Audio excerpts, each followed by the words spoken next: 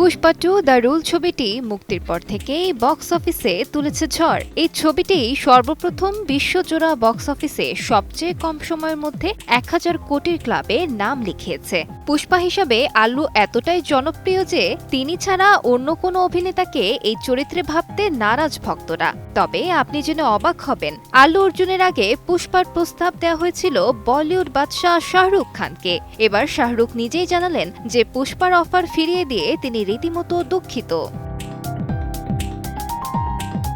সম্প্রতি ভিকি কৌশলের সঙ্গে আইফা অ্যাওয়ার্ড শো সঞ্চালনা করেন শাহরুখ। সেখানে পুষ্পা ছবির প্রসঙ্গ উঠতেই শাহরুখ বলেন, ওরে এসব আর বলিস না, মনে ব্যথা লাগে। আমি সত্যি সত্যিই পুষ্পা ছবিতে অভিনয় করতে চেয়েছিলাম, কিন্তু আল্লু অর্জুনের মতো ব্যক্তিত্ব ভাবসাব আমার নেই। শাহরুখের বক্তব্যে হইচই পড়ে যায় প্রেক্ষাগৃহে।